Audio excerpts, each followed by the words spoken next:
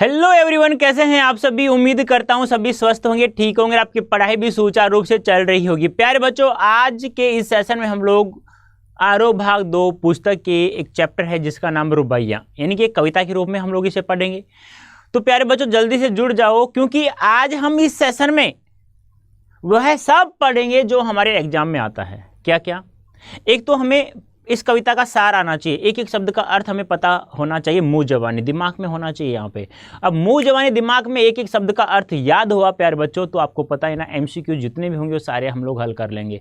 और एमसीक्यू भी आ गया, पाठ का सार भी समझ में आ गया, तो प्यारे बच्चों फिर तो सब्जेक्टिव क्वेश्चन हमें आराम से एक एक क्वेश्चन का आराम से लिख सकते हैं, हम लोग अच्छे से लिख सकते हैं।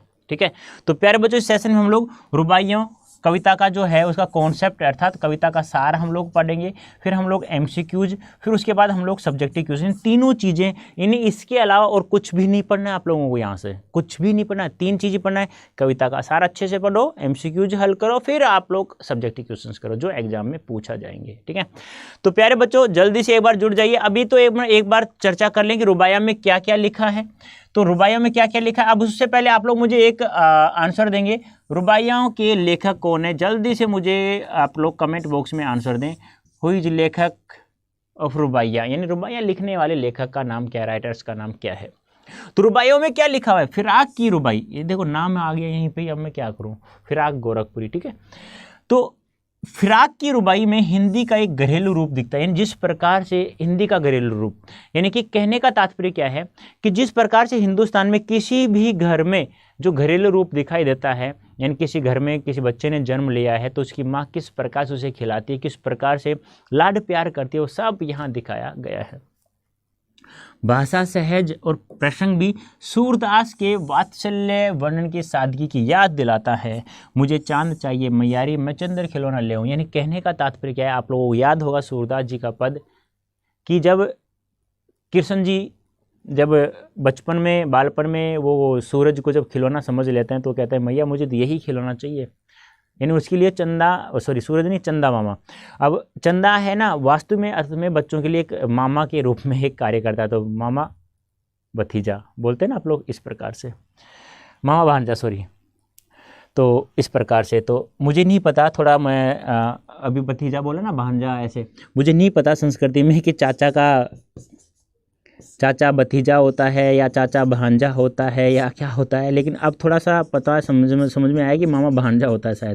शायद मैं सही हूँ यहाँ पे, और मुझे कमेंट करके बता भी देना भाई ये सही है नहीं चाहिए, क्योंकि मुझे बहुत कम चीज़ें पता होता है इन संस्कृति के बारे में कि उसका फलाने का लड़का क्या लगा तुम्हारा, अरे उसकी लड़की तुम्हारी क्या लगी, मतलब बहुत सारे ये चीज़ें ना बहुत कम समझ में आती हैं भी, इसलिए थोड़ा गलती भी हो तो थोड़ा ध्यान रखना। लेकिन मामा भांजा ये लगभग ठीक है। ठीक है, तो चंदा मामा होता है बच्चों के लिए, मामे का ही प्रयोग करता है। मामा जिस प्रकार मामा भांजे का एक संबंध होता है ना, उसी प्रकार चंदा मामा का बच्चों के लिए खिलौने के रूप में प्रयोग यहाँ लिया गया है। तो ये जो छंद है, यह जो पद है, ये हमें सूरदास जी के वात्सल्य क्या होता है कि जहाँ माता पिता अपने बच्चों से प्रेम करते हैं तो वहाँ वात्सल्य रस होता है, यानी कोई भी माता पिता अपने बच्चों से जितना प्रेम करेंगे ना, वहाँ पे हमारा वात्सल्य रस होगा। प्यारे बच्चों ध्यान रखना, जैसे बिंब आज भी उन बच्चों के लिए एक मन लभावन खिलौना है जो वातानुकूलित कमरों में बंद नहीं रहते, छत पर चटाई बिछाकर सोते हैं और चंदा मामा की नदियां किनारे उतरने और कल्पित दूध भात खाने की कल्पना में निहाल हैं।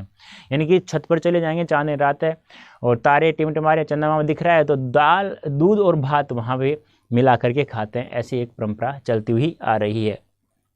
मामा भी तो एक साक्षात खिलौना है बच्चों का, खासकर उन बच्चों का जिनके जीवन में महंगे खिलौने भले न हो, जो चंद्राव रिश्तों का मर्म समझते हैं। कहने का तात्पर्य क्या है, कुछ इंसान गरीब होते हैं, बच्चे तो होंगे, सीधी सी बात है। अब क्या होता है, वो महंगे खिलौने तो खरीद नहीं सकते, तो मामा होता है ना, वो वास्तविक रूप से जो अपने भांजे होते हैं ना, उनके लिए खिलौना ही होता है। और हकीकत बात ये एक कठिन दौर था, देखो क्या कठिन दौर है, जब गरीबों की क्या हालत होती है, किस प्रकार से गरीब जो किसान होता है या गरीब कोई भी इंसान होता है वो किस प्रकार से तड़पता रहता है। घर लौट आए बहुत रोए माँ बाप अकेले, मिट्टी खिलौने भी सस्ते न थे मिले। यानी बच्चों को मेला दिखाने के लिए ले गए अब मेला दिखाने के लिए गए तो बच्चों ने जिद कर ली कि ये खिलौने चाहिए, तब उन्होंने पूछा ये खिलौने कितने के हैं, तो उन्होंने बताया ये महंगे निकले। तब उनकी जेब में इतनी हैसियत नहीं थी बेचारों की जो बच्चों को खिलौने दिला सके। अब जैसे ही आ तो गए घर, अब घर आकर के एक बीच अकेले में जा कर के दोनों पति और पत्नी रोते हैं कि हम देखो कितने ऐसे भी नहीं हो पाए हम लोग कि हमारे बच्चों को हम लोग मिट्टी के खिलौने दिला सकें। वो बहुत खूब रोते हैं। इसलिए प्यारे बच्चों, माँ बाप होते हैं ना, माँ बाप, उनको हमेशा खुश रखो यार। उन्हें कुछ ही नहीं चाहिए, बस उन्हें तुम्हारी खुशी चाहिए। उस खुशी के लिए तुम्हें क्या करना होगा, बस अच्छे से पढ़ाई करना, एक अच्छा इंसान बन के दिखाना बस। तो ऐसा मत करना यार, बहुत दुख होता है। इस पद को पढ़ता हूँ ना तो मैं खुद भावुक हो जाता हूँ। तो तुम भी शायद मेरे जैसे, मैं भी एक इंसान हूँ तो आप भी एक इंसान है, तो दिल तो भरता है यार। देखो मतलब पढ़ा नहीं जाता। घर लौट बहुत रोए माँ बाप अकेले में। कोई चाहता है कि अपने माँ बाप को कोई रोने देगा? नहीं। मिट्टी के खिलौने में सस्ते नहीं, अरे छोड़ो यार, नहीं चाहिए। ऐसे बनो, नहीं पापा नहीं चाहिए, मुझे ये खिलौना चाहिए ही नहीं यार, क्या करूँगा, आज ले जाऊँगा कल फूट जाएगा। इस प्रकार से यदि उनका मनोबल बढ़ाओगे ना आप लोग, तो वो भी एक मजबूत बनेंगे, तुम्हें भी उन्हें मजबूत बनाना है। ठीक है। अब देखो यहाँ पे किन किन शब्दों का बिंबों का प्रयोग किया। लो का देना, यानी झूला देना। घुटनियों में लेकर कपड़े पिनाना, यानी घुटनों में लेकर के बच्चे को माँ लेती है घुटनों में, जिससे सीधा खड़ा हो जाए, उनको कपड़े पहनाने में आसानी होती है। गेसों में कंघी करना, गेसों यानी बाल, यानी गुजले हुल जो है बालों में कंघी करना। रूपवती मुखड़ा, यानी कि अब यहाँ माँ के बारे में बताया कि रूपवती मुखड़ा दिखाई दे किसमें, नर्म दमक, यानी कि दीपक की एक रोशनी में। जिद आया बालक, बालक जिद करता है। रस की पुतली, रस की पुतली यानी कि रक्षाबंधन का त्यौहार के बारे में आप बताएंगे, तो रस की पुतली के बारे में बताया गया कि विलक्षण प्रयोग हैं हिंदी उर्दू लोक भाषा के अनूठे गठबंधन के जिसे गांधी जी के हिंदुस्तानी के रूप में पल्लवित करना चाहिए। यानी कि जिस प्रकार से गांधी जी ने एक हिंदुस्तानी भाषा का प्रयोग किया है, तो फिर आप गोरखपुरी जी ने भी उसी का प्रयोग किया है, हिंदी उर्दू और लोक भाषा। इन्होंने कहा गांधी जी ने कि लोक भाषा यानी कि हिंदुस्तानी भाषा ऐसी होनी जिसमें हिंदी भी और उर्दू भी और लोक भाषा यानी कि सामान्य जनजीवन वाले लोगों की भाषा भी होनी चाहिए, जिससे कि कोई भी बोले ना, प्रत्येक इंसान उसे समझ सके आसानी से। माँ हाथ में आईना देकर बच्चे को बहला रही है, देख आईने में चांद उतरा है। अब बच्चा जैसे जिद करता है कि मैया मुझे तो वो चंदा मामा ही चाहिए, वो खिलौना ही चाहिए, तो माँ भी क्या करती है, माँ भी तो बच्चों को खिलाना जानती है ना। वो देखो ऐसे आईना करके बच्चे के चेहरे के सामने कहती है, देख चांद आईने में उतर आया है, देख चांद आ गया था। बच्चों को क्या पता वो मेरा चेहरा है या चंदा मामा है, तो वो भी खुश हो जाता है। जब बच्चे की जिद पूरी हो जाती है और माँ का भी काम हो जाता है। चांद की परछाई भी चांद ही है, यानी कि उस आईने में चांद की परछाई दिखाई जाती है। कल्पना की आंख का भला क्या मुकाबला, यानी कि अब माँ ने कल्पना किया है कि उसमें आईने में चांद की परछाई दिखाई गई। अब बच्चों को क्या बताए, परछाई या चंदा मामा नहीं है, तो बच्चे का तो मुकाबला ही क्या आंखों का, वैसे माता का था ऐसे बच्चे की आंखों का मुकाबला क्या, वो तो उसे क्या समझ लेता है, चंदा मामा, और माँ बच्चे को भी जिद पूरी कर देती है। रूपवती मुखड़े पे नर्म दमक लाने के लिए छठे समा से 6 माह से पर्व त्योहार पर ही सही पर कुछ नई फरमाइशें पूरी कर दी जाती हैं। दिवाली में चीनी मिट्टी खिलौने, राखी में बिजली के तरह चमकते हुए लच्छे। यानी कि अब जो माँ बाप अपने बच्चों को मोटे मोटे बड़े बड़े यानी महंगे खिलौने नहीं दिला सकते, तो कुछ त्यौहार आते हैं, जैसे दीपावली आ गया तो चीनी मिट्टी खिलौने ले आए, उसमें दीपक जला दिया है। जैसे कि रक्षाबंधन आ गई तो राखी बांधी तो वो लच्छे लटक देते हैं, धागे लटकते रहते हैं, उन्हें बिजली की चमक जैसा बताया गया है। रक्षाबंधन एक मीठा बंधन है, ध्यान रखना किस त्यौहार को मीठा बंधन बताया गया, रक्षाबंधन को। रक्षाबंधन के कच्चे धागे पर बिजली के लच्छे हैं। सावन में रक्षाबंधन आता है, सीधी सी बात है। सावन का जो समय, ये ध्यान रखना, पूछा जा सकता है आप लोगों से, और ये भी महत्वपूर्ण है, ये भी ध्यान रखना है, ठीक है। सावन का जो संबंध झीनी गठा से है, गठा का संबंध बिजली से है, और वही संबंध भाई का बहन से, यानी कि सावन का संबंध किससे है, झीनी गठा से, गठा का संबंध किससे है, बिजली से है, और भाई का संबंध किससे, बहन से। ये आपको ध्यान में रखना होगा। अब देखो रुबाई क्या है, आपसे पूछ रहे रुबाई क्या है। रुबाई उर्दू और फारसी का एक छंद या लेखन शैली है जिसमें 4 पंक्तियां होती हैं। पहली, दूसरी और चौथी पंक्ति में तुक यानी काफिया मिलाया जाता है।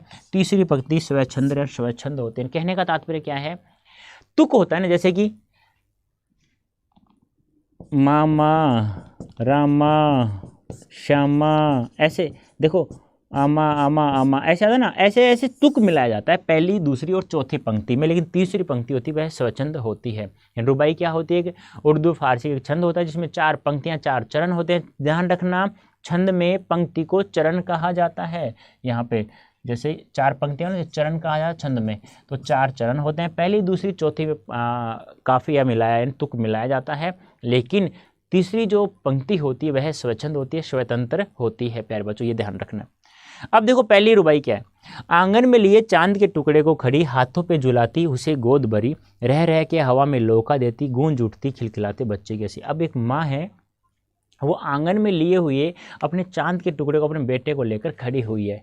अब कभी कभी तो वो उसे अपने हाथों में झुला देती है, गोद में ही ऐसे, और कभी कभी उसे उछाल करके फिर पकड़ती है। अब तुम ये देखो, ये भी जैसे मान लो ये बच्चा है, मान लो ये बच्चा है, ठीक। अब इसको गोद में लेते हैं, कभी कभी हम लोग अपने गोद में भर लेते हैं, प्यार करते हैं ना, और कभी कभी उसे ऐसे उछाल करके फिर आस में गोद में लेते हैं, इस प्रकार से ऐसे लेते हैं ना, गोद में ऐसे ऐसे करते हैं। तो बच्चों को यह प्रक्रिया ना बहुत अच्छी लगती है, अच्छी है ना, बहुत जोर जोर से हंसता है, जैसे पूरा आंगन जो होता है ना उसमें बच्चे की खिलखिलाहट अच्छी गूंज पड़ती है। देखो, आंगन में लिए चांद के टुकड़े को खड़ी, यानी कि एक माँ है जो अपने आंगन में अपने चांद के टुकड़े को अपने बेटे को लेकर के खड़ी हुई है।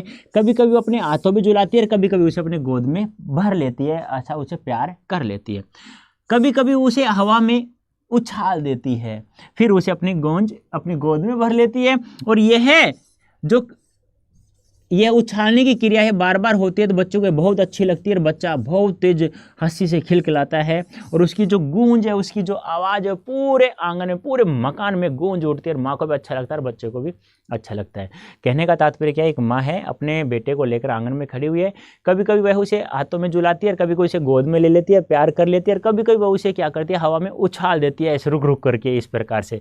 तो वह प्रक्रिया है ना, बच्चों को क्रिया बहुत अच्छी लगती है और बच्चा जोर जोर से खिलखिलाकर हंसता रहता है। इस रुबाई में शायर कहते हैं कि एक माँ अपने घर के आंगन में अपने चांद के टुकड़े अर्थात अपने बेटे को लिए खड़ी है। वह अपने चांद के टुकड़े को अपने हाथों में झुलाने लगती है, कभी उसे अपनी गोद में भर लेती है और वह बार बार बच्चे को हवा में उछालती भी है। यह क्रिया बच्चे को अच्छी लगती है और वह बहुत प्रसन्न होता है, जिससे आंगन में उसी खिलखिलाहट भरी हंसी गूंजने लगती है। देखो कैसी भाषा है, हिंदी उर्दू मिश्रित है, अर्थात मिश्रित क्यों, क्योंकि इसमें लोक भाषा का प्रयोग किया गया है, जिसे गांधी जी ने हिंदुस्तानी भाषा कहा था। रस वात्सल्य रस कहाँ होता है, जहाँ माता पिता द्वारा बच्चों का प्रेम दिखाया जाए वहाँ पे। छंद रुबाई है, बता चुका हूँ, 4 चरण होते हैं, पहली दूसरी और चौथी पंक्ति में तुक मिलाया जाता है, तीसरी पंक्ति स्वतंत्र होती है। दृश्य बिंबों का प्रयोग, श्रव्य दृश्य बिंबों का प्रयोग किया गया है, क्योंकि अब दृश्य में दिखाते हैं कि माँ किस प्रकार गोद में लेके आंगन में माँ खड़ी होती है बच्चे को, और श्रव्य क्या है, बच्ची की आवाज़ गुनगुनाती है। रह रहे में पुनरुक्ति प्रकाश अलंकार, चांद के टुकड़े में रूपक अलंकार है। दूसरा है नहला के छल निर्मल जल से उलझे हुए गैसों में कंघी करके किस प्यार से देखता है बच्चा मुँह को जब उंगलियों में लेके पहनाती कपड़े। यानी कि अब माँ है वह निर्मल जल से बच्चे को नहला रही है, जिससे वह पानी है ना छलक रहा है, और फिर नहलाने के बाद में उसके उलझे हुए बालों में क्या करती है, कंघी करती है, और फिर वह अपने दोनों घुटनों के मध्य बच्चे को लेकर कपड़े पहनाती है। उस समय जिस प्यार से देखता है वह बच्चा माँ के मुँह को, तो माँ कहते हैं ना मैं बलिहारी जाऊँ, यानी कि माँ को बहुत अच्छी वो देखता है ना, मतलब जिस प्यार से देखता है ना, तो वह प्यार जिस प्यार से उस माँ के मुखड़े को देखता है और माँ उसके मुखड़े को देते हैं, माँ को बहुत अच्छा लगता है। माँ कहती है ऐसा ही जीवन मुझे रोजाना प्राप्त होता रहे, यही खुशी मेरे पास हमेशा रहती रहे। माँ है वो अपने बच्चे को निर्मल जल से नहला रही है, जिसे पानी झलक रहा है उसे, क्योंकि उलझे हुए बाल थे तो पानी झलकेगा, और फिर वो उसके बाद नहलाने के बाद में उसे उलझे हुए बालों में कंघी करती है, और जिस प्यार से बच्चा माँ के मुँह को देखता है तो वह जो दृश्य है वह बहुत अच्छा लगता है, और उसके बाद वह दोनों घुटनों के मध्य बच्चे को सीधा खड़ा करके उन्हें कपड़े पहनाती है, क्योंकि इससे आसानी होती है माँ को कपड़े पहनाने में। प्रस्तुत रुबाई में शायर कहते हैं कि माँ अपने बच्चे को स्वच्छ अर्थात साफ जल से नहलाती है, जिससे उसके उलझे हुए बालों से पानी छलक रहा है, और कंघी से उन उलझे हुए बालों को सुलझा रही है। जब माँ उसे अपने घुटनों के बीच में लेकर खड़ा करती है, जिससे बच्चा सीधा खड़ा हो और वह इधर उधर न हो, और वह उसे सरलता से कपड़े पहना सके, तब बच्चा बड़े प्यार से अपने माँ के मुख को देखता है, तो माँ की उसकी सुंदरता मोह लेती है। दिवाली की शाम घर पुते और सजे, चीनी के खिलौने जगमगाते लावे, वो रूपवती मुखड़े पे एक नर्म दमक बच्चे के घरौंदे में जलाती है दिए। अब यहाँ दीपावली के त्यौहार का उल्लेख किया गया है, यानी कि जब दिवाली की शाम होती है तो सभी लोग अपने घर को रंग रोगन से पोत लेते हैं और रंग बिरंगे फल फूल लाइटों से द्वारा सजा देते हैं। यानी कि दिवाली की शाम है जिसमें सभी लोगों ने रंग रुंग कर करके पोत करके और उसे मकानों को सजा रखा है।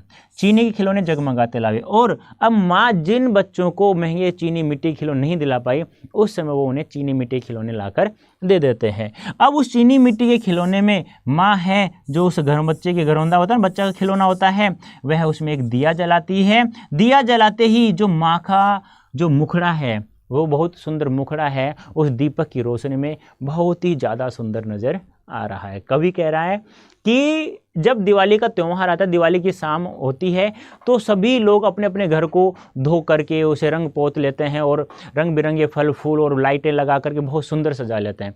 उस समय माँ बाप और बच्चों की जिद को पूरा करने के लिए चीनी मिट्टी के खिलौने लाते हैं। चिकनी मिट्टी के खिलौने होते हैं ना, चीनी मिट्टी वाले खिलौने, वो लाते हैं। और माँ क्या करती है, उस बच्चों वाले घरौंदा जो होता है, यानी कि जो खिलौना होता है, उसमें माँ एक दीपक जलाती है। उस दीपक की रोशनी में माँ का जो रूपवती मुखड़ा, बहुत सुंदर मुखड़ा है, वो उस रोशनी में बहुत ही सुंदर दिखाई दे रहा है।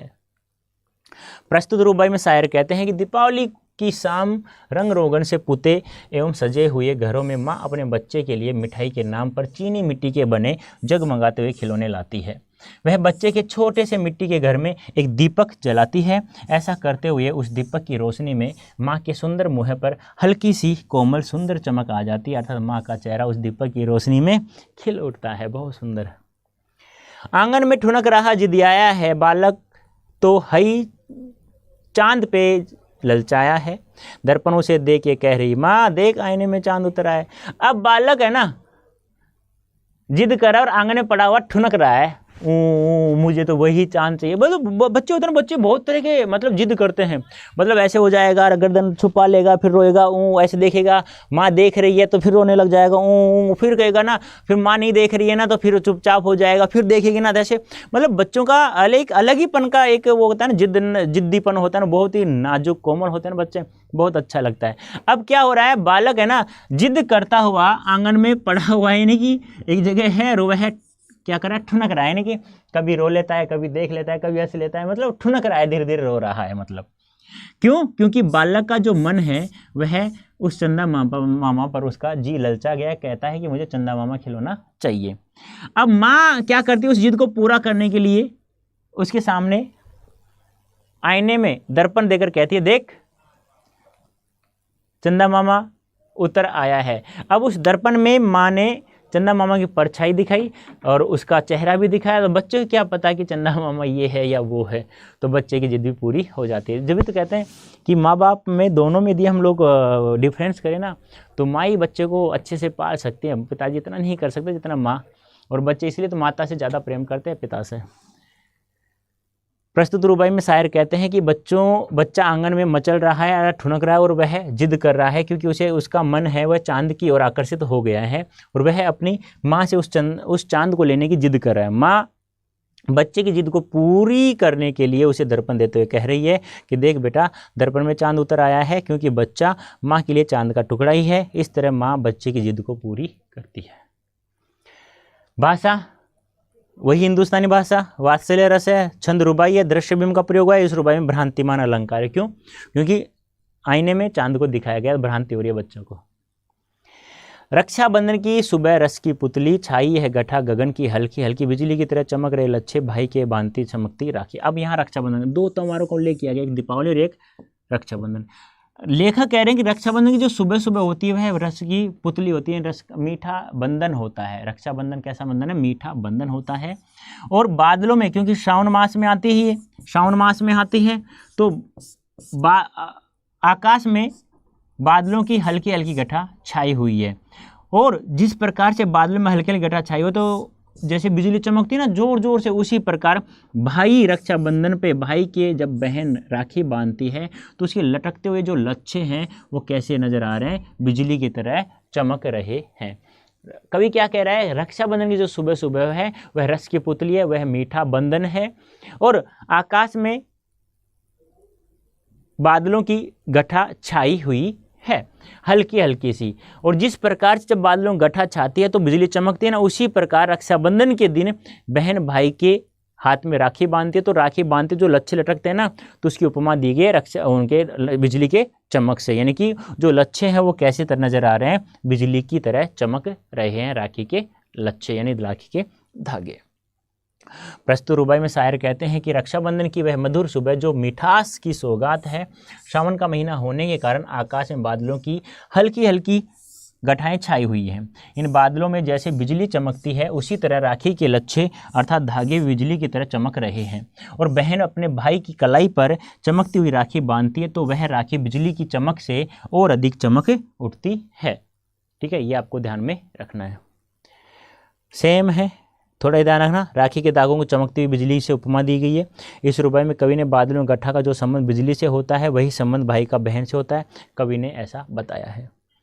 अब ये आते हैं हमारे एमसीक्यूज। तो बताइए जल्दी से क्या होगा, रुबाइयों में किस छंद का प्रयोग किया गया है, बता सकते हैं मुझे, बताइए जल्दी से।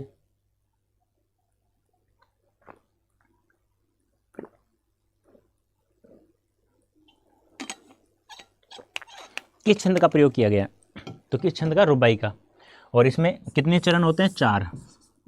पहली, दूसरी और चौथी चरण में क्या मिलाया जाता है, तुक, जिसे काफिया बोला जाता है। और तीसरी पंक्ति क्या होती है, श्वय छंद होती है, यानी श्वय तंत्र होती है। रुबाइयों में किस शैली का प्रयोग किया गया है, तो बिंबात्मक शैली का, बताया गया ना अभी। बिंबात्मक, बिंब यानी क्या होता है, चित्र, इमेज होता है।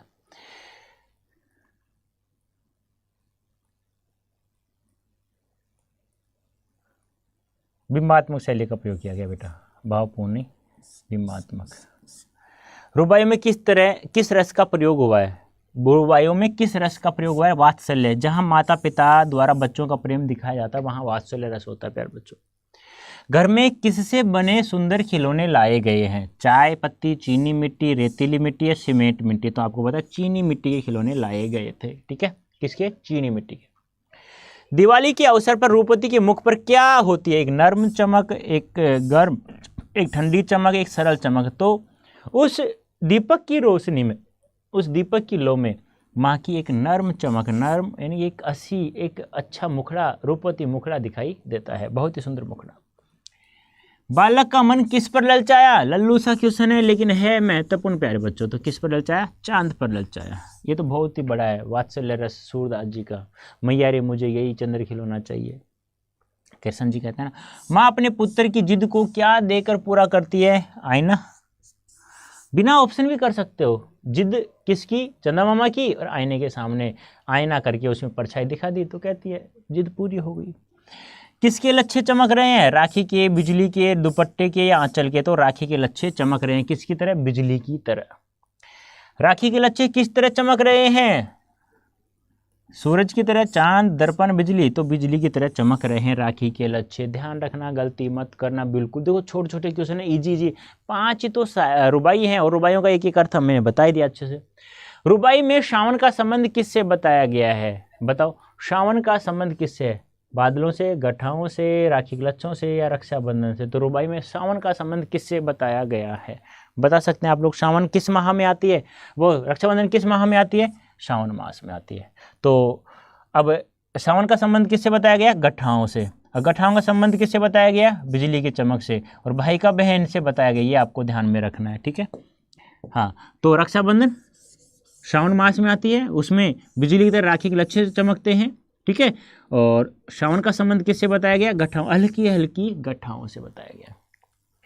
माँ बार बार हवा में क्या उछालती है, गेंद, फल, कपड़ा या बच्चा। तो माँ बार बार अपने बच्चे को उछालती है, जिससे उसकी गूंज पूरे आंगन, पूरे मकान में गूंज उठती है।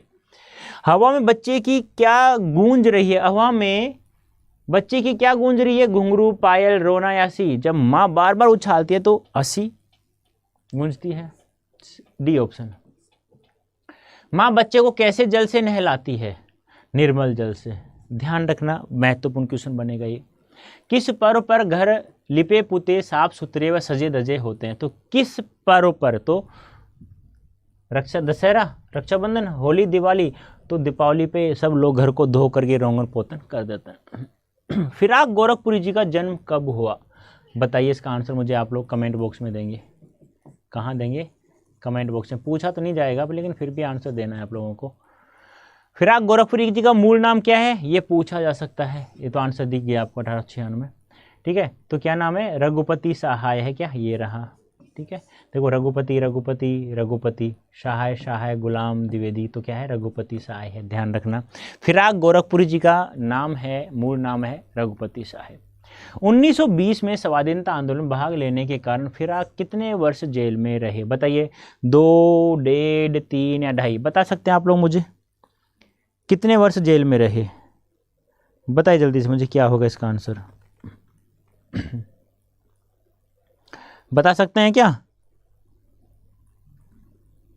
1.5 वर्ष,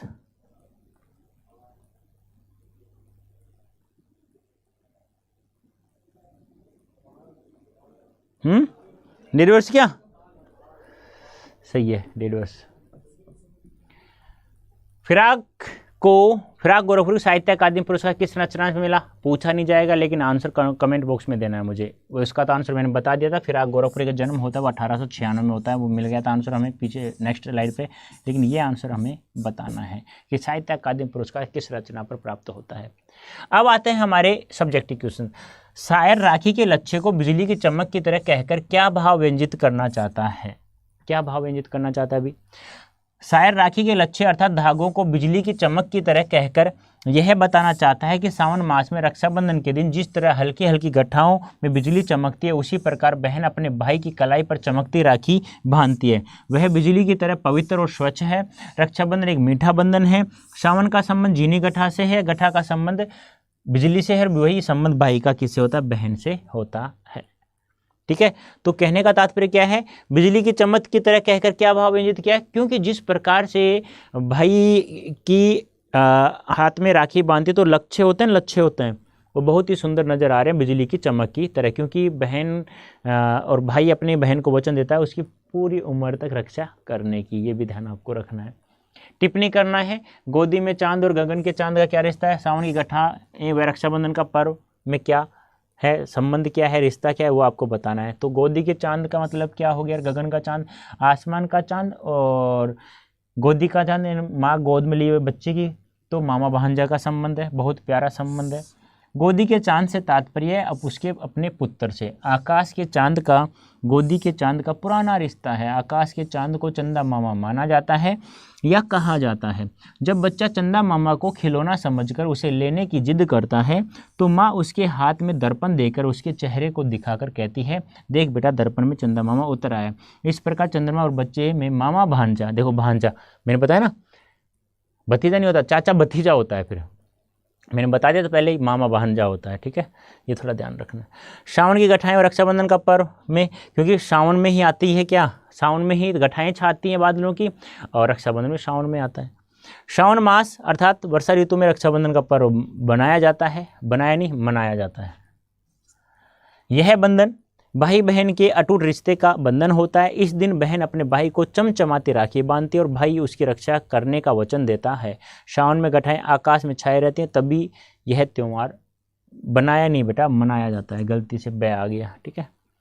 माँ बच्चे को किस प्रकार तैयार करती है, तो किस प्रकार से स्वच्छ जल से नहलाती है, केसों में कंघी करती है और दोनों घुटनों के मध्य कपड़े पहनाती है। इस प्रकार से माँ बच्चे को निर्मल और स्वच्छ जल से नहलाती है और उसके उलझे हुए बालों को प्यार से कंघी करती है, उसे अपने दोनों घुटनों के मध्य खड़ा करके कपड़े पहनाती है, जिससे बच्चा बहुत खुश होता है और वह अपनी माँ को बड़े प्यार से देखता है।